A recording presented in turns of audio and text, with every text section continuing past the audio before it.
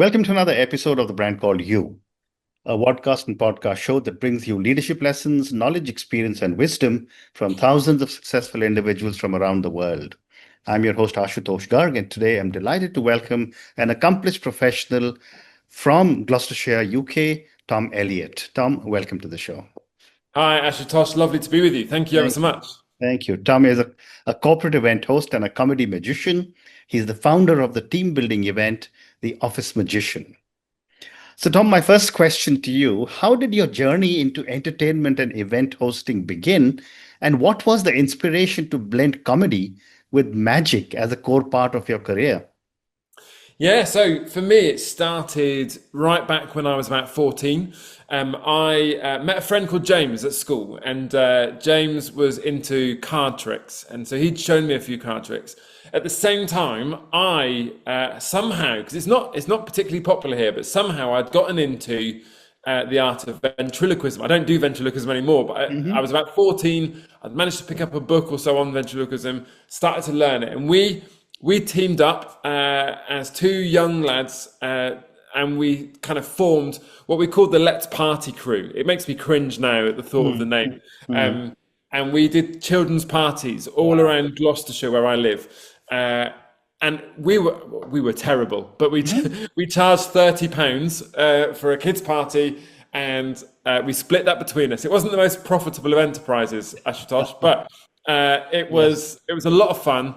Yeah. We learned our way, I guess. I can We imagine. learned how to manage an audience, and it grew from there. We ended up doing quite a lot, and then James we did it for a few years, and then eventually James got a proper job, and I carried it on. Wonderful, wonderful. And how did you transition from small gigs to hosting large corporate events? Were there any turning points or defining moments that shaped your path? Yeah, so I think there came a point at which, so James kind of got a proper job, and there came a point at which I felt that children's parties were no longer where I wanted to be. As I got older, I got more into stand-up comedy, and to be honest, the joy of making people laugh overtook the joy of magic. Like I'm not really into. I am into magic, but not in the same way. Magic really is my vehicle for making people laugh, and so it kind of grew and gradually, so different doors began to open. So I did some shows in church. So I grew up in a network of churches, and so some opportunities to perform there. And then I started doing some holiday parks, and then I started doing, and gradually over years it moved into the corporate world, which obviously is miles apart from the kids' party. Yeah. So now what it looks like is that I host award ceremonies and galas, because actually I guess my speciality really is kind of being in front of an audience and building a rapport with that audience. And so it's been a journey, but it's been a gradual journey. Things have changed slightly. So children's parties to holiday park, or church events to holiday parks to corporate. Fascinating, fascinating. You're also the founder of this team building event called the Office Magician. Tell me a little bit about it, and then we'll talk about your being a corporate event host. Sure. So I love the Office Magician. We've only just launched it. It's brand new. But what it is so for a long time, and I still do, I do a bit of freelance work with some other organizations that do like game show style team building events. And I loved it. And I was driving home one day from one of them, and I thought, we could do like a magic, and this idea of the Office Magician came to my head. And so what we do is we take silly games and we put a magic theme to them, or magical theme. So we talk about, I don't know, there might be some Harry Potter style games, there might be some Houdini style games, and we bring it together, and it's like a fast-paced 90 minutes of silly games that a team of 30, 40, up to 50 kind of really can play. And the feedback we've had so far has been brilliant. That it really gets a lot of laughter.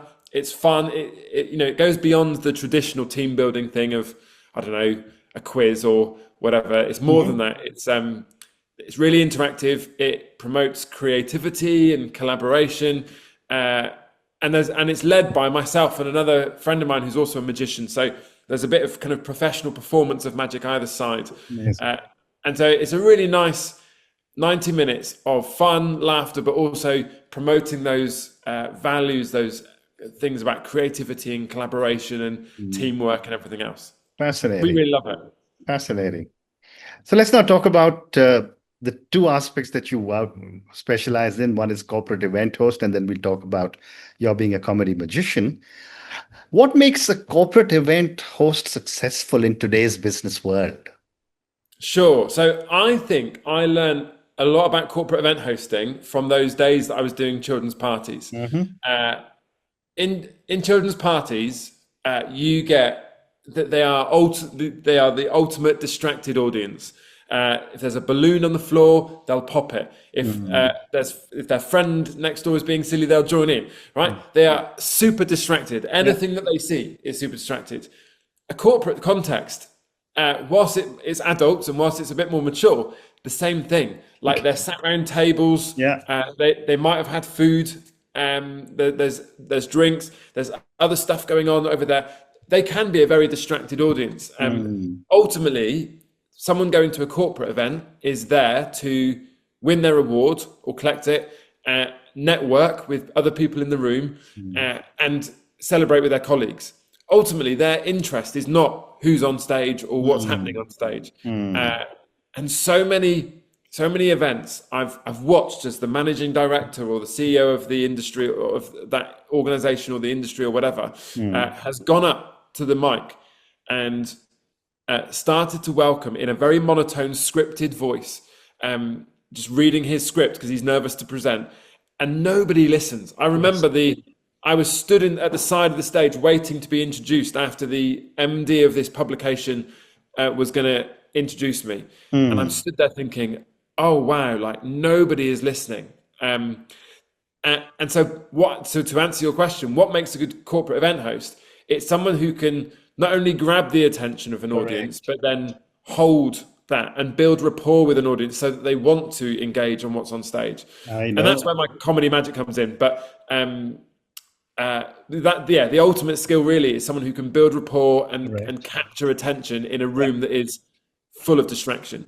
Absolutely. And to get a room to quieten down and listen is quite a challenge. And I've experienced it myself sometimes.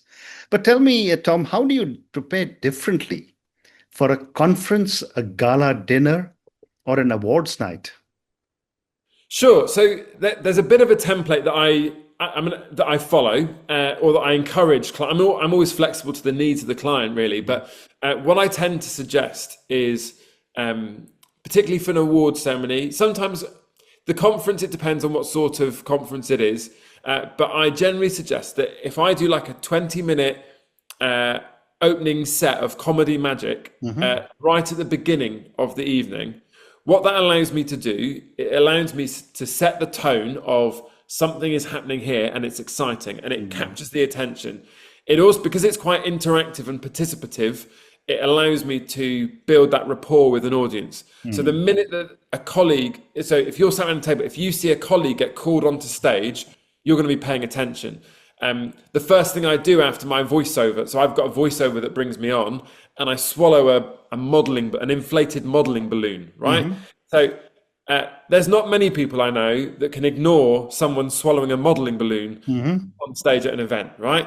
So what that set enables me to do is capture their attention, build that rapport. And then once I've done that, that sets me up perfectly for the role of host. So whether I'm presenting awards, introducing speakers, whatever it is, I can do that much better if I've built that rapport through entertainment, made them laugh.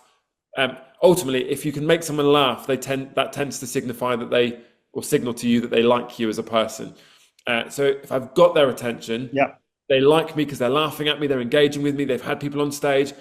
That sets me up perfectly then to lead perhaps the slightly less interesting elements of the day, introducing speakers. But it also sets up the speakers well because the audience is ready and engaged and ready to listen.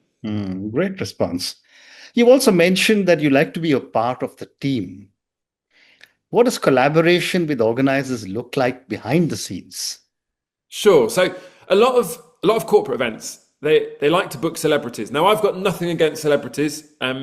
I know a couple and have good relationship with a couple. However, when you hit that celebrity level, everything becomes quite contained. So quite often when event managers work with celebrities, that celebrity, whoever they are, will come to do one thing.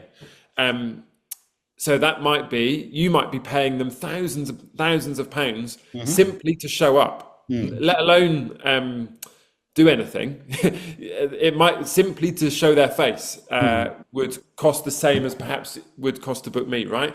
The problem with that is that they show up, they do their thing. There's not an awful lot of consultation with the event manager beforehand. If you ask them to do a 20-minute set, they will come and they will do that 20-minute set and then they will go home. If you ask them to present awards, they'll come, they'll do that, and they'll probably do it well, and then they'll go home. But what you're paying for in that scenario is you're paying for the name that they carry. And it gives, I guess, it gives kudos to the event if you've got a big name at your event. Where I like to position myself, though, is I want to be much more interested in the event itself. So I don't charge by the hour, for instance. So I don't say, well, look, if you have me for 1 hour, it's this much. And if you have me for 4 hours, it's this much. For me, it's about you book me for your event and I bring value to that event. And so when I say I want to be part of the team, what I'm saying is I want to be fully invested in your event. And so you're going to get, not only are you getting me on the day, but you're going to get as many planning calls as you want. You're going to get me from, I'm not going to double book myself to try and squeeze in other work in on that day. So you get my sole focus. I'll show up early. I'll be part of the testing. We'll have had planning calls. And then I will stay right to the point at which you say, we no longer need you, Tom. That might be the very end of the event. It might be 3/4 of the way through, but I will stay as long as you need me to be without any extra charge. Fascinating. Thank you. And sometimes these corporate events can get very long and boring, Yeah. despite professionals like you trying their best to keep the entire audience occupied. What strategy would you use to keep energy levels high, especially if events are getting long and painful? Sure. So the part of the skill of so I was as an upfront person, anyone upfront, the energy that you bring is the energy that the audience will give back to you. So if I bring energy to the stage, I can guarantee an audience will follow that energy and give that to me back majority of the time. But in terms of the structure of the event, I always encourage event managers to keep it fast moving. Like if you've got 40 awards to present, don't present all 40 in one go. Present them in 4 blocks of 10. And put entertainment or a part of the meal or whatever it might be in between. Because I'm always strategic about where the meal comes, because the one rule of thumb I have is that food always wins. If you put food on someone's table, whatever you're trying to do elsewhere, the food will win, right? And I think I could be honest about that. If I was an audience member and there's food in front of me, I'd be eating it as well. And so I would say, look, it's got to be fast moving. Do 10 awards, then have a break, then another 10, or whatever it looks like. But nothing can be going on more than 20 minutes, I would say. That even that's quite a long time. 15 minutes, then change it up. 15 minutes, change it up. 15 minutes, change it up. And then it's got to move. So food is the only thing really that you can allow a good block of time for. Clearly, you have to do a lot of thinking on your feet when you're at such events. And my question is, can you share a story where your improvisation saved the flow of an event? I can share a big story on this one. I was doing an award ceremony. It was end of last year. Doing an award ceremony, and when I'm hosting, they provide me with a script, just because with all the names of the nominees and the winners. And I was presenting an award, and we announced the award, and then normally what happens is they play a video and it's kind of a what do you call it? I'm trying to think of the word. It's kind of sorry, say again. I said rolling of drums or something, or? Yeah, so it's like a drum beat. Yeah, it's building up, and it names all the nominees. And as the names come up, I say the nominees, and then it will announce the winner. And in the split second that it announced the winner, I realized that the name on the screen was different to the name in my script. Okay. And I have no idea which one of those is the actual winner All and right. which one was wrong because I wasn't in the planning. So I'm following the script that they'd given me. Mm. Uh, of course, in that moment, I had a fast decision to make. What I can't admit from stage that there's an error Mhm. because that would get potentially a lot of people into trouble. Mm. Uh, and equally, it might not.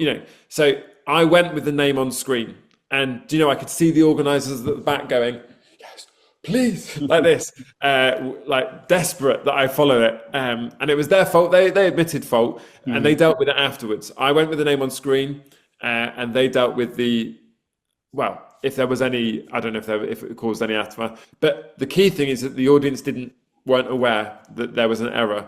Uh, Wow. Wow. Fascinating. Great story. Thank you. Tom, let's now talk about your the other avatar as a comedy magician. Um, you said that you liked to perform magic from the time you were 14, but what attracted you to magic as a performance art? I think I when I met James, my friend in school, Mm. so magic is often taken up, and it might sound like a funny statement, but it has truth to it. Magic is often taken up by people who struggle to make friends because there is an element of actually, if I can wow someone, if I can impress someone, then Mm. I'll draw them to me, right? Mm. And so I think there was possibly something in it that it gave me something different. So I was never sporty. I was Mm. never very good at sport. I joined a football team. I got kicked off because I wasn't very good. Mhm. They basically they got rid of the B. I was on the B team. There was an A team and a B team, Uh-huh. and they decided to get rid of the B team. But with everyone else but me and one other, they moved up to the A team. So there's me and this one other person. I think it was a guy called Lee, who never made the A team, and there was no B team. So we were Mhm. basically kicked off Okay. the Yeah. football, right? Mhm. I was never into football. And so I think as a child, I probably lacked that thing of, how we all have that thing that people know you for. Mhm. And so magic or eventually comedy filled that. And it gave me that thing that is what Tom does. That is who Tom is, like part of Mhm. who Tom is. Uh, and so I think the enjoyment of making people laugh and the relational capacity that has. But also, it just became something that I fell in love with. The idea of performing, being in front of an audience, making people laugh, uh, with magic as the vehicle for doing that, Mhm. just it brought me so much joy, and I still love it. I do so many events now, but I absolutely love it every time. Mhm. Wow. How do you combine storytelling with illusion to elevate the entertainment experience? Sure. So I don't do lots of storytelling. It plays a part in what I do. There's one routine that I tell a bit of a mock story, I guess, about going to see my first magician. I don't do this. It's not really the sort of trick that I would do at a corporate event. But if I was doing like a theatre show or a one man show of some sort, then I might do it. Um, but I think the whole I'm very audience interactive. So really, for me, rather than storytelling, the thing that elevates the experience for me would be the audience interaction, having people on stage, interacting with people in the front few seats, and that really drives the show because ultimately. I don't offend. I don't humiliate. It's all very clean and kind of family friendly, even if it's not a family audience. Mm. Um, uh, and it's all very light-hearted and fun. And I think ultimately the people in the audience become part of the show, Mm. particularly those that are on stage. The audience uh, are cheering for them and laughing at them, but not in a harsh way, but laughing with them and enjoying part of that. So not so much storytelling as such, but that audience participation and interaction and rapport is really what drives the experience of watching the show, I guess. Wow. You mentioned the rapport quite a bit, even as a host and as a magician. Can you walk us through how you build rapport with an audience in the first few minutes? Yeah, no, absolutely. I mean, there's lots of things that play a part in building that rapport. First of all, I think it's the energy that you bring. Like I said earlier, the energy you bring to stage is the energy they return to you. Mm. Secondly, there's a few little things. So I do a bit of coaching Mm. for people like founders and entrepreneurs that the sort of people that don't like watching themselves back. So they might not feel overly comfortable on stage. And I always say that if you break down, if you think about the compliments that people might give you, or the characteristics that people call out in you, so they might say, "Oh, Tom." So for me, what this looked like, people always used to say, "Tom, you're so positive and happy." Like, and now I'm human, right? Let's just be clear about that. Correct. But people would say, "Tom, you're such a positive attitude towards things." And I remember as a child, I used to go away on some kind of youth camps or holiday with lots of young people, lots of friends, and the first thing in the morning at breakfast, I'd be bright and chirpy, and they'd all be like this, and like just woke, and they'd comment, "Oh, Tom, you're so positive from the minute you wake up." And what I do is I say, if you take all the compliments like that, whatever it is for you, people might say you're enthusiastic, they might say you're very professional, they might say you're very wise. What you want to do when you go to stage is take those characteristics that people already see in you and then notch them up by about 10%. And what that does is that says to the audience, this is who I am. Mm. And that helps them to relate to you. Now, it Mm. has to be the positive aspects. It has to be the aspects that people like about you, because you're going to elevate them so that that room of 100 people, even not even 100 people, 25 people or 1,000 people, whatever it is, Mm. you have to turn it up so that they can see that, even if they've never met you before, and they hook into what they see. Wow. And then there's other things, how you capture their attention. Mm. So for me, it's swallowing a modeling balloon, but for other people, it might be the way in which they tell a story. I always say, if you're stepping on stage, don't automatically go into, "Hello, ladies and gents, it's lovely to be here. Thank you to the organisers for having me." Yawn, yawn, yawn. No one, like, everyone knows what you're about to say. You might not even mean it. So Mm. skip that bit. Do something interesting Yeah. first, and then lean into that. Mm. If it's a story, you might come in and start with, there was one event that I did that went horribly wrong. That's going to capture people's attention much quicker Yeah. than if you go on and go, "Hello, ladies and gents, thanks ever so much for having me. It's wonderful to be here, blah, blah, blah, blah, blah." So you need how you enter, those first 30 seconds are so essential to that rapport. And there's so much more to it, but there's so much about character, about Absolutely. how you enter, about how you build that attention, that shapes this idea that the audience decide. And they decide within about a minute, if not less, as to Correct. whether they're going to engage with you. Yeah. So those moments are key. Absolutely. What a great response. Tom, I have time for two more questions for you.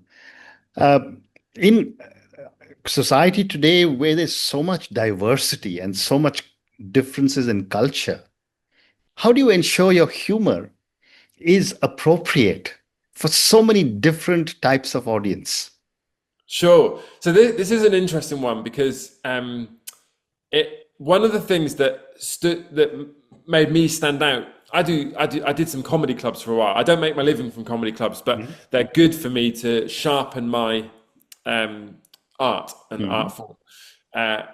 And I've always chosen, just personally, I've chosen to be clean and non-offensive in what I do. So I'm not trying to be controversial. I'm not political. I'm not, Yeah. because I want and the sole reason really is I want my comedy to connect with all people. There are well-known comedians in the UK. We've got comedians like Jimmy Carr or I'm trying to think, Frankie Boyle, and they've built a persona around being controversial and edgy. Now, no judgment on them, right? But that's their audience, and people that buy tickets to see them have gone knowing that they're going to be in that vein of comedy, right? For me, I want to connect with everybody, and I want everybody in my audience to, even those I get up on stage and that I have banter with, I want them ultimately to go away going, "I've enjoyed that. I've not been offended. I've not been humiliated in any way, Yeah. but I've really enjoyed being part of that. And so that's where I've chosen. And at corporate events, it's even more important because, as you say, corporate events, so many cultures, so many backgrounds, so many different people, Yeah. and they've not come to see me. So it's even more important because they've not chosen to come and see me. They've come because they've got an award to win. And so if I go on and offend them, they're like, hang on a minute, I didn't pay for this. I didn't come to be offended here. Yeah. And so it's really important that I go and I present a set that is inclusive, that is onboarding for everybody, and that everybody can enjoy. Amazing. And my last question for you. Have you ever had a trick go wrong during a show? And if yes, how did you handle it? So so they don't often go wrong, but by very nature they do, right? My favorite story to tell is when I first started, I was doing an event. It was like a holiday weekend type thing, and there were me and a friend called Steve were doing this event, and I decided on the final night to perform, and I did a mailbag and handcuff escape. So I was inside a leather mailbag that was then threaded with a metal bar at the top, and it was padlocked at either end. I'm inside the mailbag, and I'm wearing genuine police handcuffs. Not the handcuffs with a chain between them, but one of those big black blocks. And I was there in my handcuffs. The idea is they put the keys to the handcuffs and the keys to the padlocks in the jar of maybe 300 other keys. They shook the jar and they poured the keys in. So music would come on, and I had to escape, right? That was the idea. The thing is, something went wrong and I couldn't get out. I couldn't get out the handcuffs. I couldn't get out the mailbag.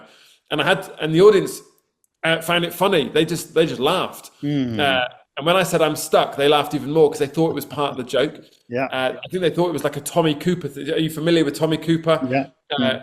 Famous magician in the UK years and years ago, who built a whole brand around magic going wrong. They thought that was what it was, until they eventually realized that no, I was being serious and that I was genuinely stuck in a mailbag. At which point they laughed. To be honest, it ended up in just more laughter than if I'd escaped. Oh, wow. And so for me, I think comedy is about learning to fail in public, ultimately. There is no way of becoming a comedy performer without failing miserably in front of people. Correct. What I think is hilarious now at my show tonight could absolutely die and not work. Yeah. Equally, what I think isn't going to work could thrive tonight. Absolutely. And so the thing with comedy is you learn to run with failure, and it's a long journey home if you've had a rough gig, but I think you learn to run with it. And the beautiful thing about that story about getting stuck in a mailbag is that it was funny. And so the audience, you just allow that laughter to roll. The fact that it's gone wrong is comedy in and of itself. And so you run with it, you make it part of the show. And sometimes these things, there have been occasions in the past where something has gone wrong and it's got a big laugh because it went wrong. And so I've built it into the show and I do it on purpose. So I make it go wrong on purpose next time because it got such a laughter. Wow. So I think the core answer to your question would be you learn to fail in public. You either fix it or you build it in next time. Wow. And on that note, and your fascinating comment, you learn to fail in public. Either you fix it or you build it into your gig. Thank you, Tom, for speaking to me. What a fascinating conversation this has been with you about how the amount of energy you bring into your corporate event hosting show, into your comedy magician show, and into my podcast today. Thank you again for speaking to me, and good luck to you. No, thank you so much, Ashutosh, and all the best with the ongoing work of the brand called You. Thank you. Thank you for listening to the Brand Called You videocast and podcast, a platform that brings you knowledge, experience, and wisdom of hundreds of successful individuals from around the world. Do visit our website www.tbcy.in to watch and listen to the stories of many more individuals. You can also follow us on YouTube, Facebook, Instagram, and Twitter. Just search for the Brand Called You.